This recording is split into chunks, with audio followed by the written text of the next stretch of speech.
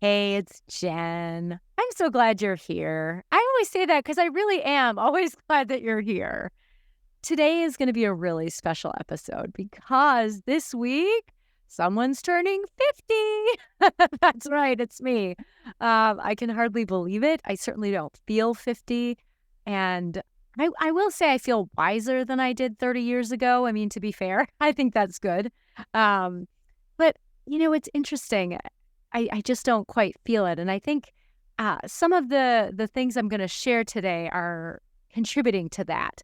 But I thought for my 50th birthday week, I would share 50 things I've learned in 50 years.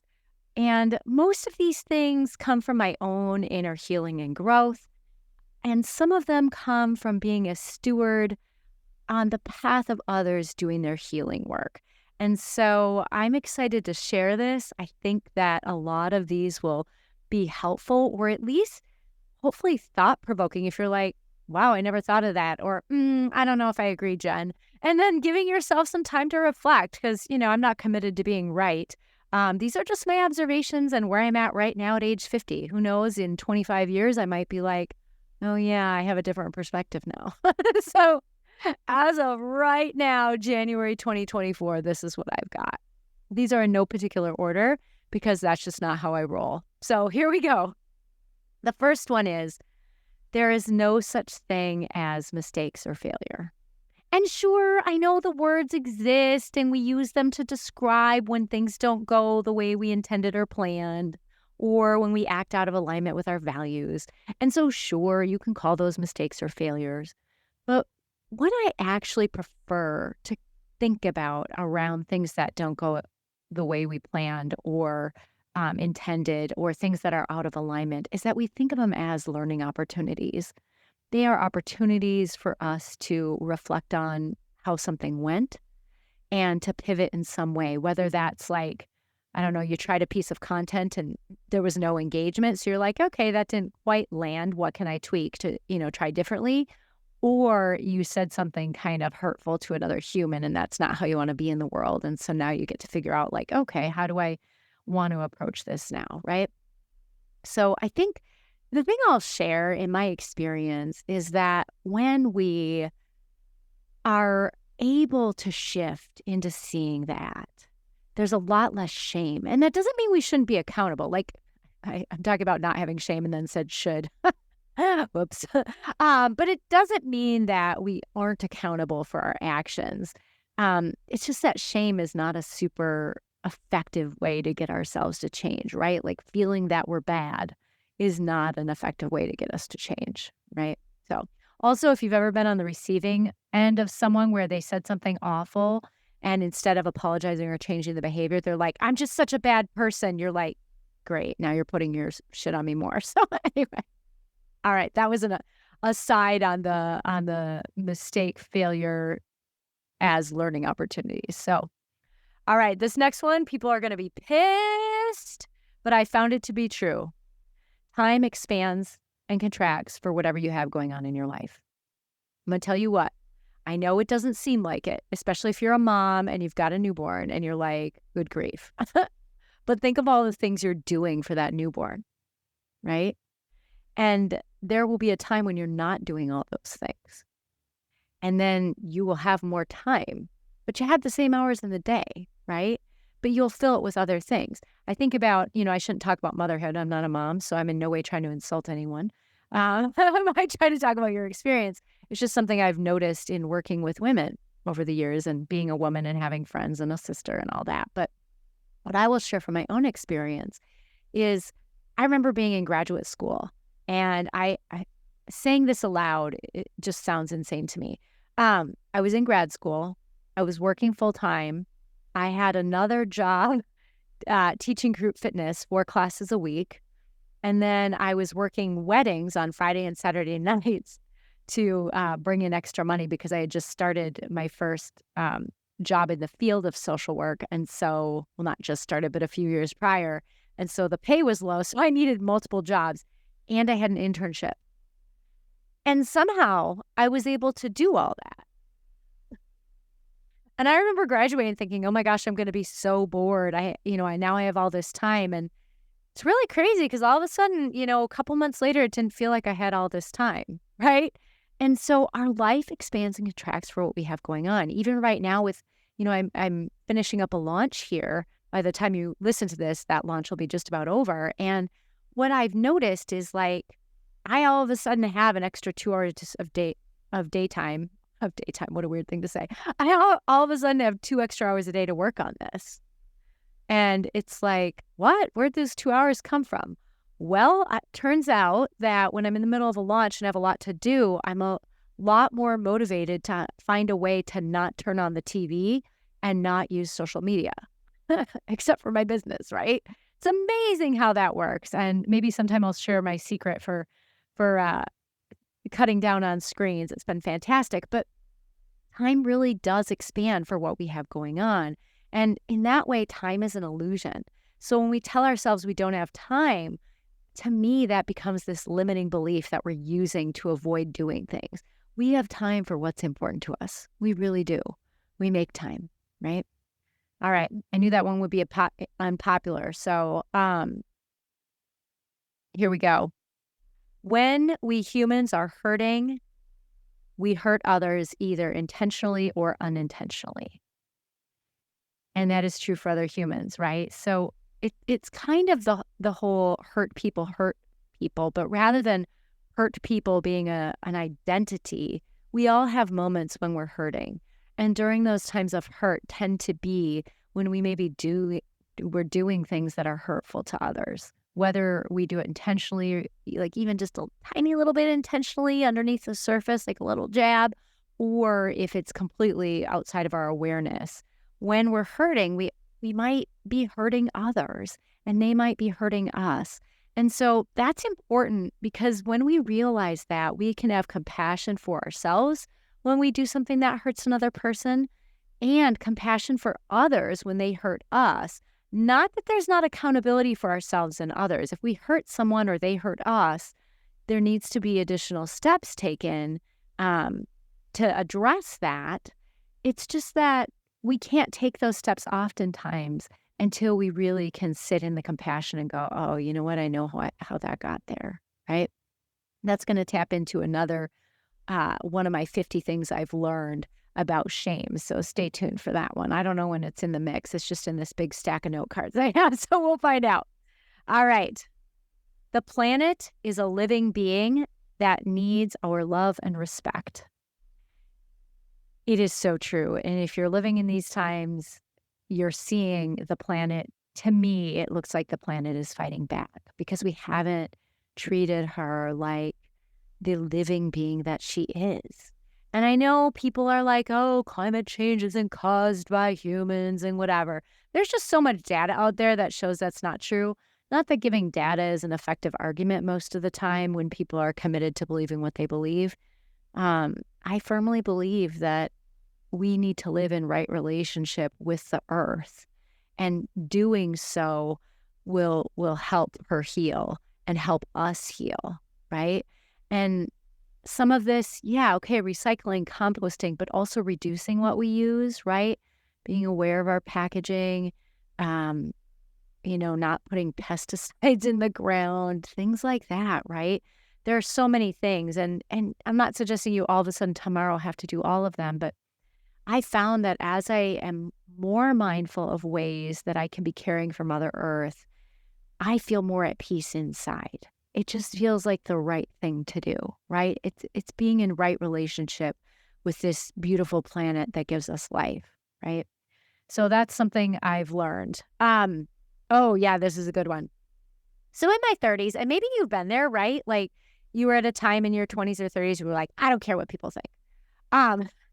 But it was always said with that little edge, right? Because it kind of wasn't fully true, right? It was just like a part of us really guarding or protecting us and be like, I don't care what they think. I don't care. But it turns out most of the time, like deep down, we did care. And I know this to be true because now at 50, and throughout my 40s, I was like, wow, I really am caring way less what people think. And it'll probably continue to shift, but I just find I don't have the time and energy to do that. I find that like if I live inside my values, then I end up being a good person. And so, like, I just can't worry about how other people respond to that if I'm living in true alignment with my deepest values, right? Um, I don't have the time and energy. That's not to say we don't take feedback from people. People often have constructive criticism for us. So they have things to share that might be useful. It's just that I don't sink the the heart doesn't sink like a ship when I hear something someone says, right? It's like, oh, that's interesting information. I'm going to think about that or reflect on if that resonates with me or how that might be true or if there's a growth area for me here, right? But that's a shift from, oh my God, I'm bad, I'm evil, no one loves me, I'll never be lovable, right? All right. So that's a big one. Uh, when they say be you, everyone else is taken, they mean it. And they mean it is essential for you to shine your unique light out into the world because no one else can. You are the only person that is alive right now that can be you, that can do exactly what you can do, that has the exact mix of the knowledge that you carry, the wisdom from your experience, and the heart that you have and the ways of being that you've grown into. You're the only one who can share from that perspective. And so you have an important voice. So it's really important that we be ourselves. All right. Some stuff just isn't worth clarifying or arguing about.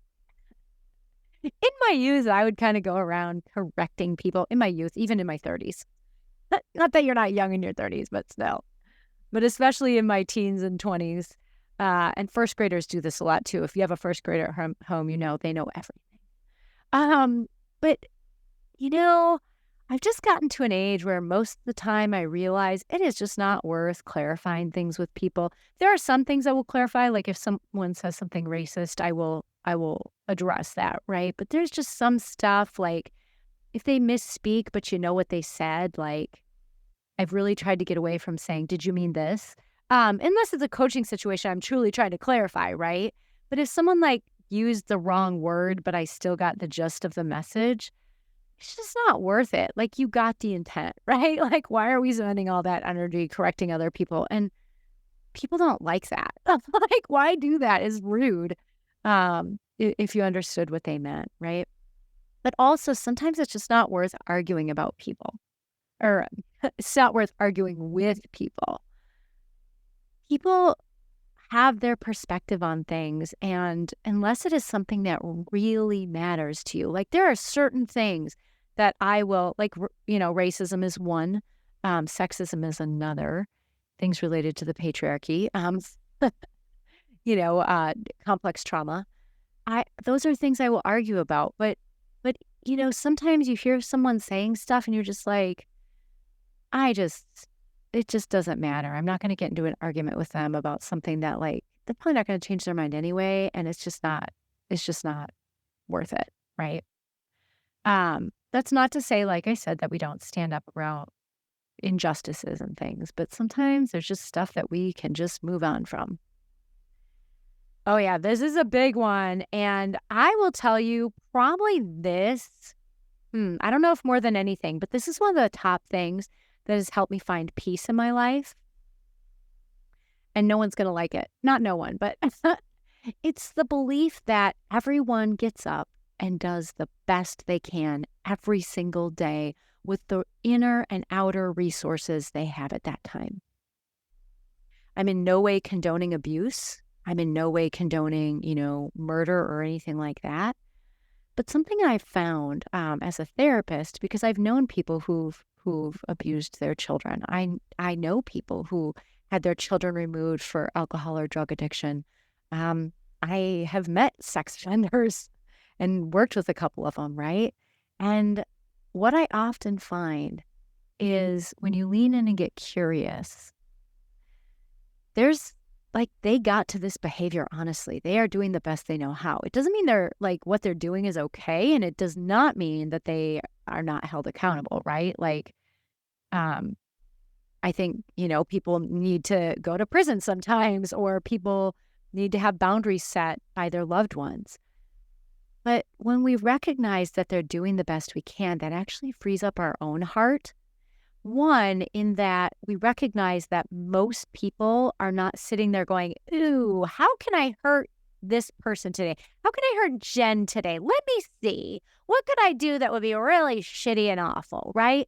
Like, it's just not what's happening most of the time. I mean, there's like, what, 4% of the population is sociopaths. I think another 4 is psychopaths. That stat is coming from my memory of reading the book, The Sociopath Next Door. So I might be misquoting it because I read it like 7 years ago, maybe. But anyway, most people are just doing the best they know how. And sometimes the accountability is what will help them change. But at a minimum, having that recognition frees you up from the anger, the feeling like you were victimized, and really helps you heal and move on so that you're not holding all that ickiness of what they did inside your heart. So that can be a tough one to work through, but I found it just has been a lovely way to approach things. And I also found that those people who did some of those things, a lot of them were truly sorry and came by it honestly. I mean, they had their consequences and some still do. But most of the time they're horrified at their own past behavior, as they do their healing work. And so I think it's important to recognize that. Not that you have to be the one to help them heal, right? I mean, that's for someone else. But just recognizing that most people are doing the best they can. And you know what else that means? You are too. So you can give yourself a little break. Doesn't mean you're not accountable. But it does mean that, like, okay, yeah, you were doing what you knew how to do at the time. Adaptability is key. I I started out in my work as an actuary. I came from college having done half the time as an accounting major and then the rest of it as a math major with a concentration in actuarial science. And so, like, everything was very like, oh, this is what we do. Because right in math, there's a right answer. And what I learned when I became a social worker, which is pretty much a fly by the seat of your pants job because you never know what someone's going to bring to you, regardless of what role you have, right? You're just like, okay, we're going to do this now. I have found that adaptability to be an essential skill, right? Because if we get so fixated on how we think it should be, then that is super pain causing. So adaptability, definitely a skill worth learning. All right, this is a big one. Everything is figure outable. Everything. And you might be thinking, not for me. Well, maybe not right now, but some of that might be, and I'm going to talk about this more actually in the next one. But if you don't think it's figure outable, it might mean that, like, parts of you don't trust that you've got it, right? Like that you're going to figure it out. But everything is figure outable. It doesn't mean it's comfortable. I'm not saying like, oh, if you lose your home, it's going to be super comfortable and happy experience, but you'll figure it out. You always have. Everything is figure outable. And like I alluded to, this next one is that fear is often rooted in a lack of trust. Some of it is a lack of trust in others, that they're going to behave in ways that are safe or kind or helpful or whatever, right? But some of it is, and this is probably the bigger one, is a lack of trust in ourselves, that we've got this, that no matter what happens, if people respond in negative ways or someone says something hurtful, that, like, we've got this, we're going to figure it out. And again, I'm not saying it's going to be our most joyful moment, right? My mom died and it was like the worst thing that happened to me. And it was the one thing I was like, oh my gosh, I can't do. But I mean, it was figure outable. I was not comfortable. It's still not like joyful for me. It was, coming up on 5 years ago now, but it was figure outable. And I watch, so many of my clients in my psychotherapy practice with complex trauma, and some of them with really horrendous, torturous things that happen to them, like literal torture. And they're figuring it out. I'm not saying it's great all the time, but they're figuring it out. Everything is figure outable. All right. Yes, this one's huge. Recognizing, acknowledging, trying to understand, validating, and working with the inner parts of us is way more effective than try to push down their big feelings. I was talking about this the other day on my 3-day live. So often we, in the early days of my career, which were like right around the year 2000, and even when I started therapy back in the late 90s, the idea was if you had anxiety, you were supposed to picture like a big stop sign. Does anyone remember this? You had to picture a big stop sign so that your anxiety would just stop. And that was supposed to make it magically melt away. I laugh, and I hope you're laughing too, because if you ever tried that, you're like, yeah, that doesn't work. And the reason it doesn't work is because your feelings have a message to convey to you. They are there for a reason. They are biological experiences trying to get your attention and say, yoo-hoo, notice this, right? And in the way that I frame up the world with a multiplicity model where we all have parts, right? That comes from internal family systems, as well as things like ego state therapy and structural dissociation therapy. Anyway, um, all of our parts are just trying to help us. They're just trying to get our attention. And so when we try and push them down or bat them away like I don't know, like for me, a cat trying to eat my vegan cheese, which is weird. Why would she want that? But anyway, maybe it smells enough like cheese. But when we do that, it just makes those parts of us get louder. It makes those emotions be bigger. And maybe not right away. It might work for a while. But in the long run, eventually those things surface.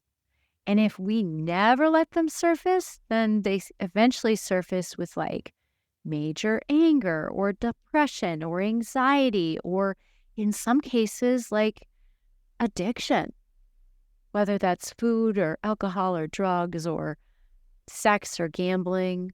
All of those suppressed feelings, all those suppressed parts come out in other ways to get our attention. So the most effective way to handle things is to actually be like, hey, what's going on? And take the time to understand. It will actually save time later. All right. Most of the time in our lives, it's not about what's right or wrong. It's about effectiveness and alignment. Now, I'm not saying, it's not wrong to murder someone. I certainly believe that's wrong. It's just that a lot of times, if we focus on the black and white of right and wrong, we're missing some of the deeper levels of complexity.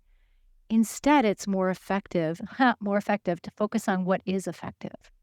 Like, well, that wasn't effective, or that didn't go quite as planned, versus like, oh, that was wrong. That was wrong. And I learned that through math, like growing up in love with math. It was just like, okay, well, that method didn't work to get the answer. Let's try a different one versus like wrong, and you might be thinking, well, my teacher told me it was wrong. Yeah, my teachers did too. For some reason in my brain, somehow as a kid, I figured out that like it wasn't so much wrong as it was just I hadn't found the way to make it work yet. Then we go back to the mistakes, right? But a lot of times it's like, is what I'm doing effective? Is it meeting my intention? And 2, is it alignment with my goals? When people are committed to misunderstanding you, it is rarely worth the effort to try to convince them otherwise. Like almost never. I don't like to say absolutes like always and never, but like seriously, almost never. Sometimes people just aren't there, right? Back when I worked for a big health club company, and one of the things we would do is the marketing people would call members of this health club and ask them a few questions on a scale of 0 to 10. And the ones that were like 9s and 10s, maybe even the 8s, were considered people who were like committed to being there. They They loved our mission. They loved what we were doing. So like, just keep doing what we're doing for them, right? The people who were like sixes and sevens, maybe even the fives, I can't remember. But those people were in a zone where it was like, hey, we could listen to them and work with them and maybe help them eventually move up to the 8, 9, or 10 zone, right? But people that were like 4 and lower, it was like, they just don't like it. And we are not going to step out of alignment with our mission and our values to like try and please other people, right? There's some valuable lessons in that in terms of like, some people we're just not their jam. And so rather than trying to shift or mold ourselves into something else, we just show up authentically, and it is what it is, right? It's just like, okay, this is who I am, right? And if someone's committed to misunderstanding you or thinking a certain way of you, I used to have a time in my life when I needed to be understood. And I'm sure that comes from growing up ADHD, right? Like so often we're misunderstood. So I had a long period of time in my 20s, probably most of my 30s, where I just needed people to understand what I was saying and why I was saying it, right? And that was exhausting because some people just really wanted to stay stuck in misunderstanding me. A lot of people didn't, but some did.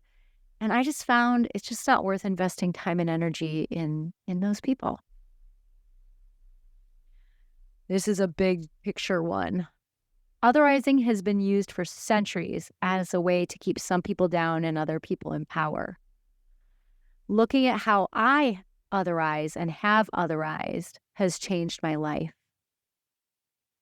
What it's done is it helps me realize, like, you know what? I may do or think the same things if I was in the same situation. I don't know. I'm not there, right? Otherizing, I mean, we know like that's what Hitler did. There's certainly what was done in this country around otherizing. Now we've got two political sides that are just catfighting all the time. It's worse than catfighting. I've got cats. It's nothing like that. But there's just all this like finger pointing and otherizing and not a lot of listening. Not a lot of listening at all. There was a podcast episode on being where Rothschild was her last name. And she was from Berkeley, and she went down and interviewed people in the South, people that were as strongly red as Berkeley was blue. And she got curious and listened. And what she realized is they had reasons for believing what they believed, even if they disagreed. And so by being open to listening, they were actually able to have really amazing conversations and find out that some of what they want is actually the same thing. It's just that no one's listening to each other. But this was done not just in our political climate, but also with race. I mean, it's still done with race. I mean, come on. And even with women, right? There's still people who talk about women as being stupid or have those stereotypes in their head, right? But especially people of different races. There's even that implicit bias where people, grab their purse close to them when they see a Black person, right? And it's that implicit bias that they are other. But this was something that was done intentionally. Racism was done intentionally. It's a social construct that the plantation owners created so that the white indentured servants would like align with them in their whiteness versus bonding with the slaves. Because if all of those people bonded together, they could probably revolt and possibly win against the plantation owners. And so racism was created, right? It was done by using otherizing. Same with the Holocaust. It was all about otherizing Jews. It's happening now in Israel and Palestine, right? And so this otherizing, it just rips us apart at like our very souls, and it's just not helpful. So what we can do about it is notice how we otherize. It's probably not that big of a secret or a jump to recognize that I'm quite liberal. And I noticed that I was really doing a lot of otherizing of people who are not. And that's not to say I agree on all of their politics or agree with all the ways they try to implement policies based on, Christian values when not everyone is Christian. Like, it's not to say I don't disagree. It's just that, like, by otherizing them in my head as bad, it takes away their humanity. And that's not okay. That's not okay. So I think that's a big one that requires some inner work of all of us if we really want to change our society. And it's uncomfortable. You might be like, oh, Jen, I hate that. Or you might even disagree. You might be like, nope, they don't deserve to be listened to. They're amoral.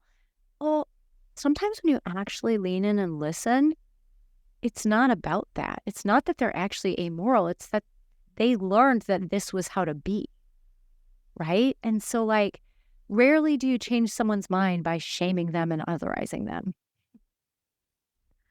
All right. Oh, yeah. If you want to feel better, to change your life, you actually have to do something different than you're doing right now. That should seem obvious, but change can be hard. And I think the reason change is hard is because we focus on the outcome, we focus on the result, and we want it right stinking now. But the reality is change takes time. And often we need to start with small steps that maybe don't even look like they're going to do anything. But over time, as we continue to shift and do things differently, even in small ways added together over time, we'll see big change. It's just that you've got to do it. Right? There was a guy, James Clear talked about, I think it was on a podcast that he was interviewed on. He talked about this guy who was over 400 pounds and he wanted to lose weight. And so he started the first month. He would get in his car, he would go to the gym that he signed up for, walk into the gym, go to the locker room, have a seat for a couple minutes, get up and walk back out and go home. And while it might sound like, how is that helpful? Well, what it's doing is it's creating the habit. It's building the habit. It's getting him to be like, oh, this is what I do. I go to the gym, right?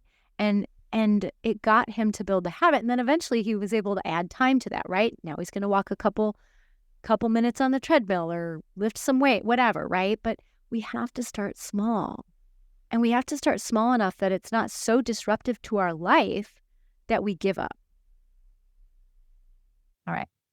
That was like bonus training right there, because that's something huge I teach in my program, Ascend. So yes, this is kind of a addendum to that, but I gave it as a separate one. Many people crave quick fixes, right? And I get it. I get why, because the work can be hard, but it also takes time and energy, often away from the things that you're doing now. But the problem is quick fixes rarely work. Like, rarely. At least not long term, right? Oh, yeah. Something I've seen in my therapy practice is so many women having this belief that they have an anger problem when really what they have is a boundary problem, right? They come in and people are like, and usually, I mean, truth be told, it's the men in their life, whether their father, their spouse, there's someone they're dating, whatever, has been like, you have an anger problem. But when we really get down to it, what they have is a boundary problem. They're not able to communicate their needs effectively, or if they are, they're not able to maintain the boundaries. Well, anger is an emotion that pretty much is like, yoo-hoo, you're being violated, do something, right? It's kind of an indication that we need to set or maintain a boundary. So anger is actually a healthy response to what is happening, and anger isn't the problem. It's needing to figure out a way how to set and maintain your boundaries. That is the thing that needs to be addressed. All right. If you're a trauma survivor, first I want to say, I'm sorry for what they did to you. It wasn't okay. It's never going to be okay. And you have every right to feel every single feeling that you have about it. Angry, hurt, scared, victimized, which I guess maybe isn't a feeling, but maybe it is. You have every right to have all of those feelings about it. And here's the thing. If you want your life to be different, You have to do something more than just staying stuck in the feelings. I know it's not fair, but it's true. I've worked with dozens and dozens, maybe hundreds by now, I don't even know, of women with trauma histories, especially complex trauma. And those feelings do need space. That is a big step in it, is giving those feelings a voice. It's just that only doing that is going to keep you stuck in the feelings. And you're still going to have all that pain and hurt. And actually, the really sucky thing is you're probably going to keep attracting people into your world who hurt you, or similar relationships to the ones that you were hurt in. So at some point when you're ready, it'll help to do the work. Oh, yes. The patriarchy has permeated so much of our lives. Many of us have just accepted it as being the way things are. In fact, some of us have even internalized it. And I'm going to say I learned this from a lot of my Gen Z clients. Like I kind of knew, and I'd done a little reading here and there, but a lot of my Gen Z clients are deconstructing their internalized patriarchal way of being. And as I am a steward on their journey, on their healing, I'm like, whoa, yeah, I've got some of that too. It's just woven into the way our society is and has been for hundreds, if not thousands of years. You know, we used to have a matriarchal society, and this was not how things were. I'm not suggesting that we go back to that, but maybe there's a way to find some balance, because what we're doing now isn't working. I mean, look, our entire world is warring with each other. There's famine, there's like awful illnesses. The planet is dying. I mean, not to be like pessimistic or anything, but like it's true. And this patriarchal approach is not working. So we need to do something different. All right. Keeping people in your heart or thoughts and prayers during a tragedy is important. It can even feel helpful sometimes, but it is completely insufficient. We actually need to do things that make change. And whether that's protesting or writing your representatives, although now, lately a lot of us don't have a lot of faith in government to do much, but whatever it is you're going to do, maybe working on your own inner hurt. Keeping people in your heart, thoughts, and prayers is not enough, especially for the big tragedies we all face. Verbal and emotional abuse are unacceptable, and it is not the same as an argument or disagreeing with someone. I've got a lot of people I work with lately who have family members that are being verbally and emotionally abusive to them. And when they set boundaries around it, these people in their lives are like, it was just an argument. And it's like, really? Because there was a lot of shaming, hurtful name calling, degrading, like legit verbal and emotional abuse going on. And that's just not the same thing. And so if you're being exposed to that, you have every right to exit those conversations, because number one, you don't have to expose yourself to that. And number two, it's not effective anyway. So it's like a waste of everyone's time and energy. Most arguments stem from people not really hearing each other or being able to hold the other person in unconditional positive regard and assume best intention. A lot of times when we argue, we're not listening to what the other person is saying. Barack Obama actually, and I'm not saying you have to like him politically, but one of the things he said he found as he traveled the country while running for president is that most people, and I hate this saying, on both sides of the aisle, but it's true, most people, regardless of how they vote, want the same things. We all want our families to be safe. We all want to have enough food, clothing, and shelter, and to have medical care without having to worry about money, right? We want to be able to enjoy our lives and have fun. We all have these fundamental things in common.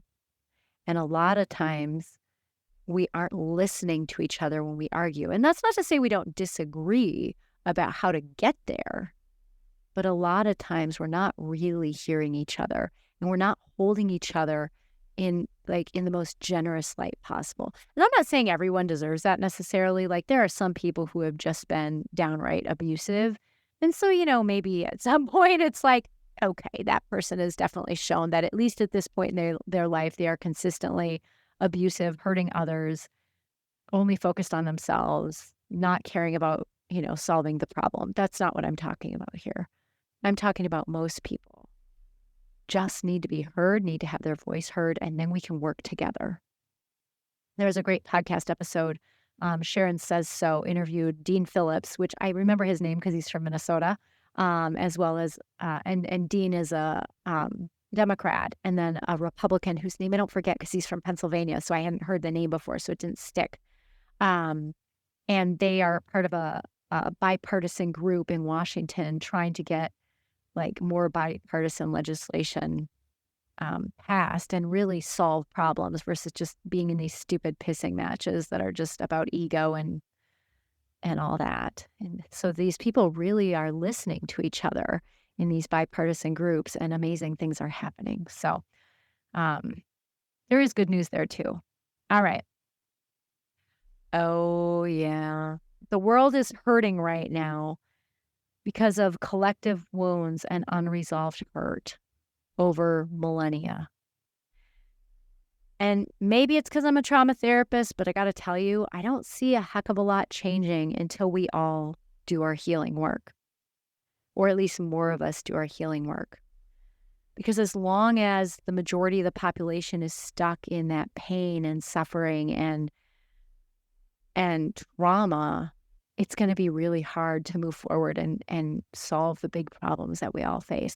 No, I'm not saying we just need to forgive everyone who did shitty things. That's not what I'm saying at all. It's much different. There's accountability still involved. It's just that when we do our inner work, we're able to figure out how do we address these things now. I really believe that's what we need to do to change and evolve. And, some of what really solidified this for me was watching, since the 2016 election, the, friends I have on both sides just nastiness about the other side. And these are people with good hearts and who are amazing. But what I could tell was they were getting triggered by what someone on the other side was saying. And so it was basically like triggered parts fighting with each other. And if we can heal some of that, we might be able to have productive conversations from a place of self-leadership, like being from our highest self, and then actually be able to make some really good changes instead of just fighting about it. Ah, yes. Okay, this is one more along those lines. I was really on a roll with this inner healing stuff, but I'm a therapist in fairness. So the path to freedom is doing your own inner work so you can more consistently connect with compassion, curiosity, and calmness. And it's true. I feel so much more free having done my inner work than I ever felt before I did, because I just feel free to be me and trust that I've got it and to act in alignment with my values, and that when I don't, I can apologize and take ownership and then change my behavior, which is really what an apology should be. And I mean, I'm not trying to shame anyone, but that's what an apology is changed behavior. All right. This one's quick. Yoga works. My mom once told me after I'd been doing yoga, I don't know, maybe 5 years. So I was somewhere in my 30s. She's like, you must always do yoga. You can never stop yoga.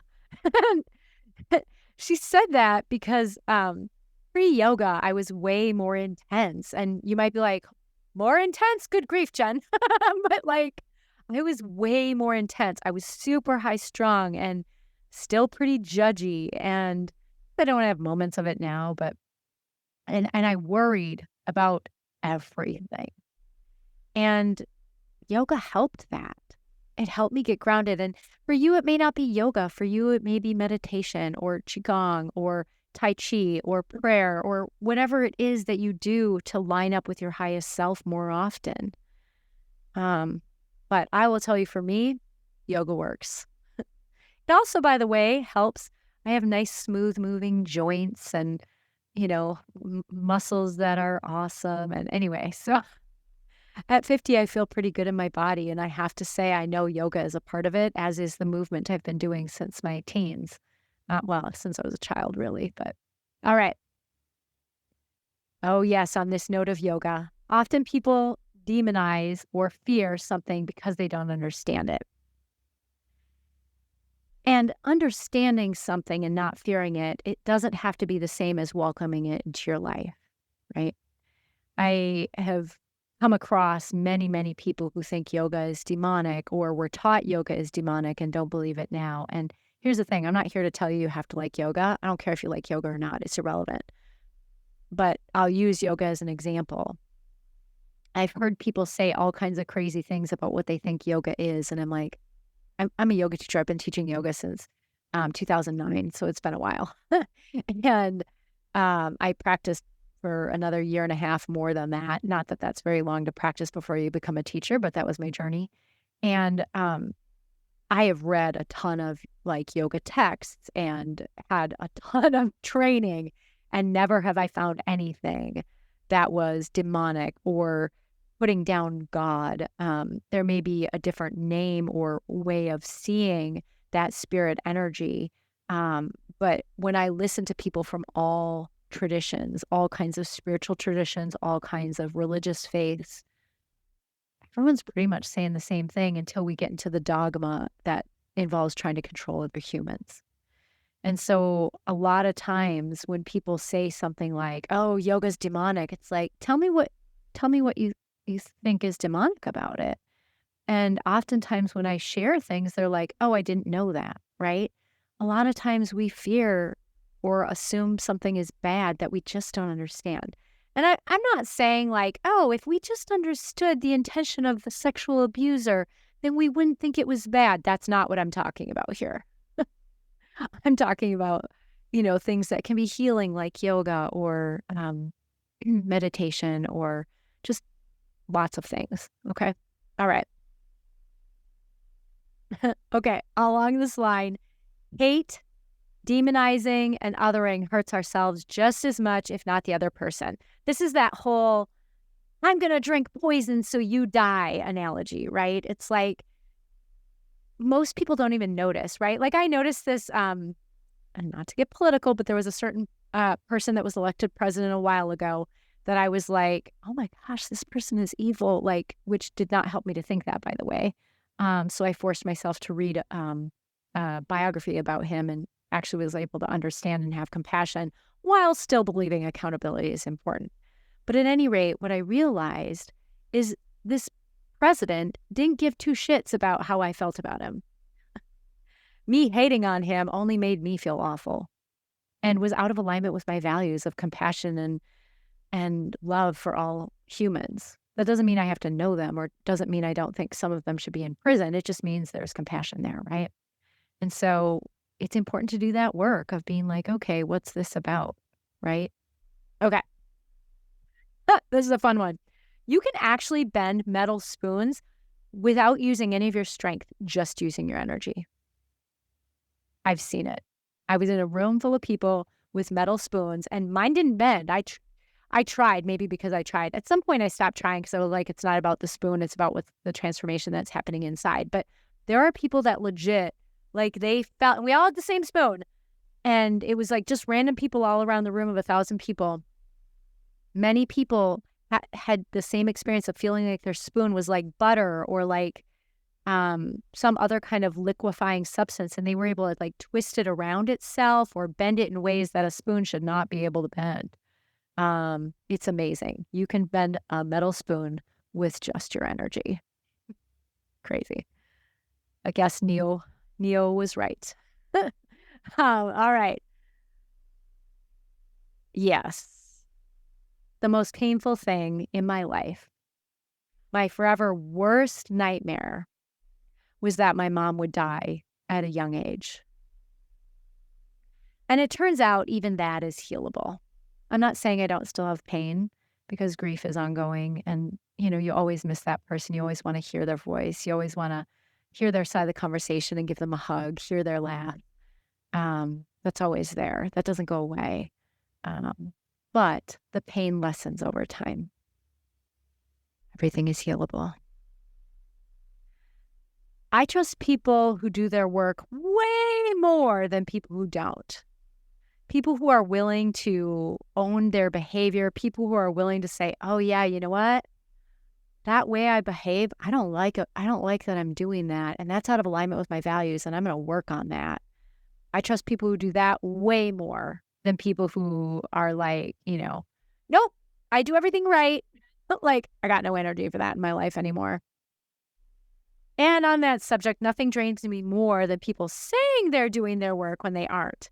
And that's true of people in my life, but also true of clients who come to therapy. And by coming to therapy, they say they're doing their work, but they actually aren't doing anything. Sucks the life out of me. I'm not going to lie. All right. Almost everything is outside of our control. Worrying about it is useless. And so it's important that you do what you need to do, like to protect yourself. Like if there's a legitimate concern, I'm not suggesting you shouldn't, like the worry is like, oh, hi, you should be concerned that it is icy roads out. I'm not suggesting that you not then take precautions. But sitting and worrying about the icy roads is not going to do a damn thing. Driving more cautiously will, or maybe choosing to, like it was icy roads, and I had this thing to go to, and I chose to attend by a Zoom instead of going in person because I was like, I don't have to drive on icy roads today if I really don't want to, so I'm not gonna. So worrying about things that are outside of control, complete waste of energy. Instead, figure out what you need to do to deal with the thing, and you'll feel a lot better.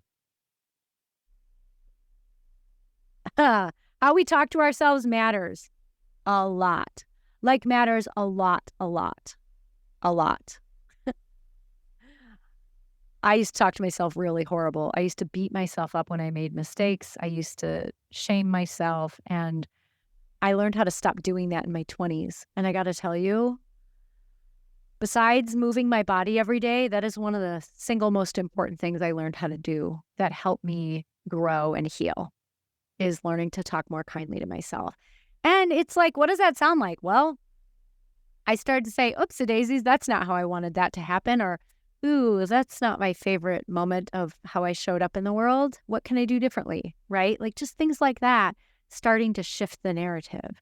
I'm not suggesting you be like, I'm amazing, I'm fabulous. I don't think those like positive affirmations without the work behind them actually are effective.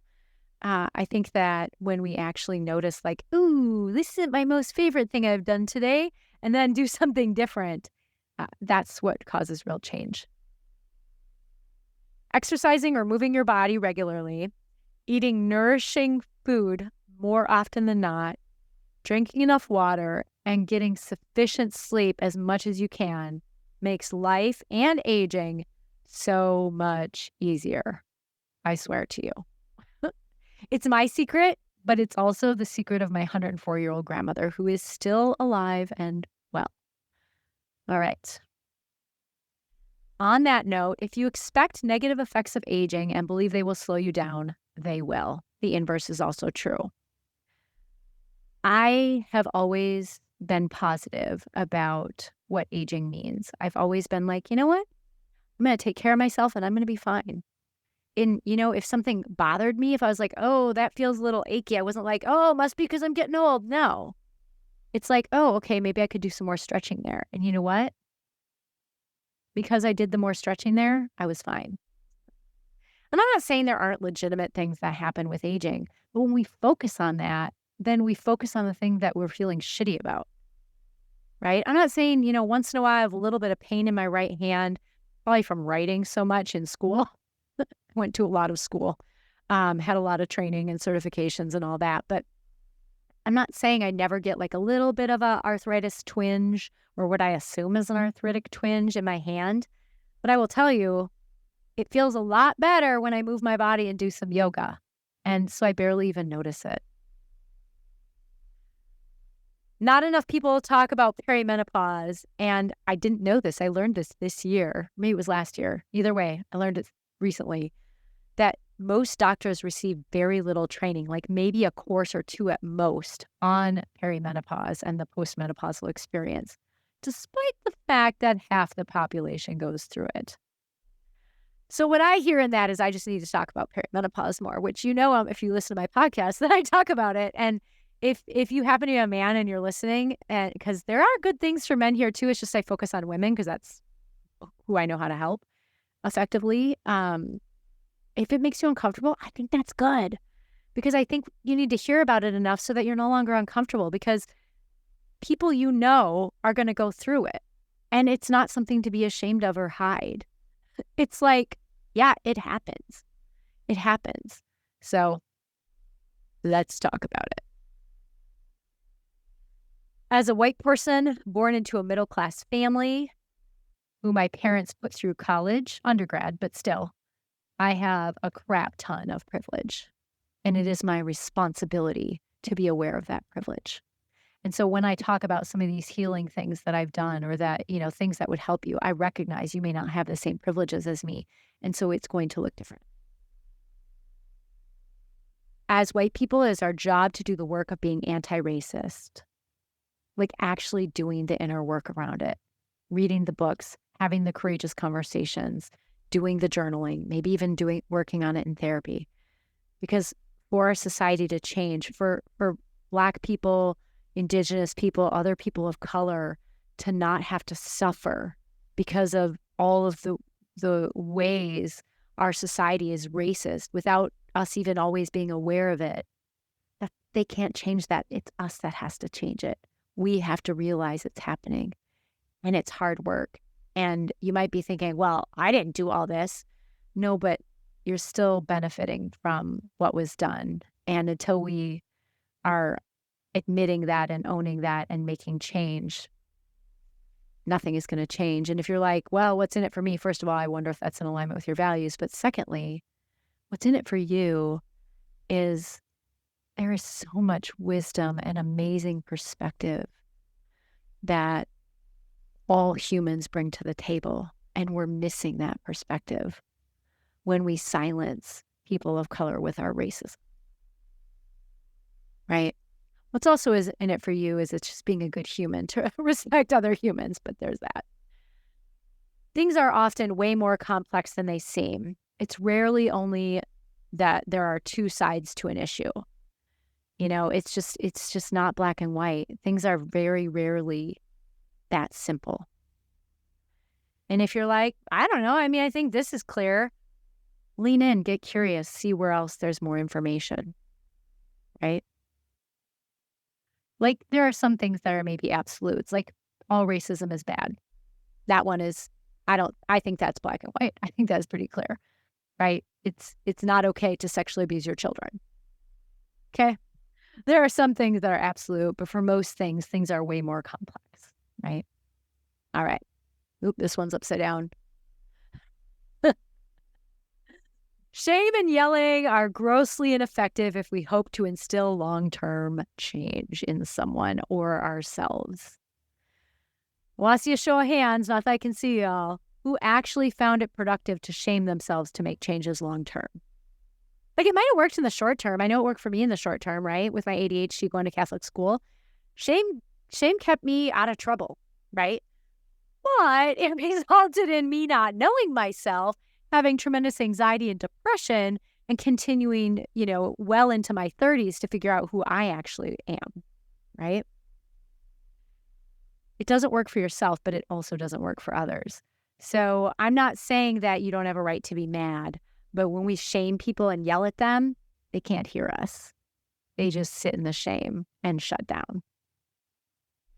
So if your intention is to invite someone to shift what's going on for them, shame and yelling aren't going to do it.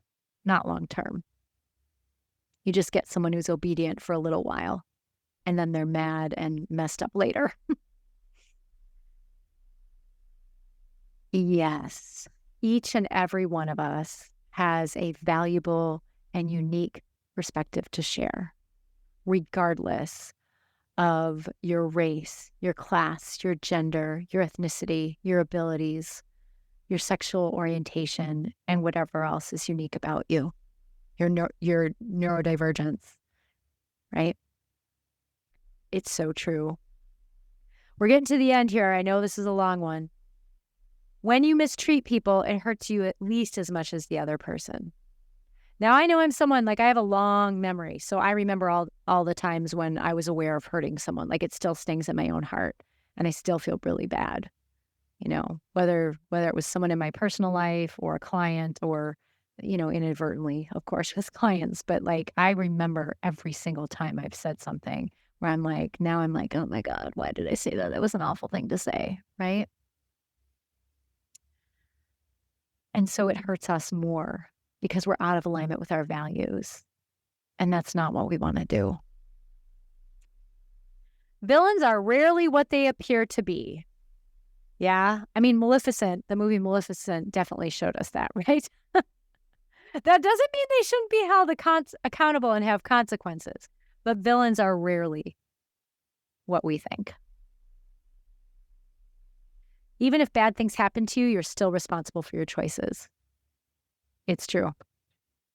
I have a lot of clients with complex trauma histories, and I even have one who has dissociative identity disorder. Actually, I have two who have dissociative identity disorder, and both of them, some of their alters, if dissociative identity disorder is now what multiple personality disorder used to be. It's what it's now called. And both of them have alters or parts of them that did not okay things. And they were held accountable for them. And that sucks because they didn't have awareness of it, but that, they still were accountable to it. And it sucks, it's like, oh gosh, that only happened because of how they were treated, and horrible, horrible things happen. It's just that, yeah, that's what it is, right? Not saying it's fair, but even at that extreme, it's true. Certainty is a myth that we all crave, especially trauma survivors while we're on that. But we all crave certainty. We want things to be known. We want things to be clear. We want things to be understood. And the fact of the matter is very rarely is anything certain. So, what they say is the only thing certain is change. Well, I don't think that's wrong. Be your own hero. No one is coming to save you. I learned this one early in life, definitely in my 20s, definitely by my 30s, because it's true. You're your own best thing. And so invest in yourself. You're worth it. And last but not least, a silly one. Love in movies isn't real. That's a fun one to top it off. Love takes work. Relationships take work. They take energy. And just because your relationship takes work doesn't mean it's not worthwhile. If there's abuse in it, that might be different, right? You get to make that choice of if the person is doing the work to stop being abusive or if they're not. But in most cases, relationships that are worth keeping take work too. So, all right, y'all, those are 50 things that I've learned in my 50 years on the planet. My birthday is actually tomorrow as I record this, so it will have already been my birthday by the time you're listening. So I hope this was helpful. I'd love it if you'd share, and especially if you comment what one of those 50 things you were like, yeah. And then what one of those 50 things just pissed you off. And you're like, I don't know if I like you anymore, Jen. I'd love to know that, right? What hit a not a nail. What's the thing I want? What hit a button? Yeah, because the thing is that's something for you to reflect on. I'm not saying you have to agree with me. That's just what I've come to through my experiences. It's my unique perspective. So then what's your truth, right? Maybe write out your own, what you've learned in your however many years on the planet. It'd be something kind of fun. All right, y'all. Take care. If you're not following already, be sure to follow. I'll see you next time.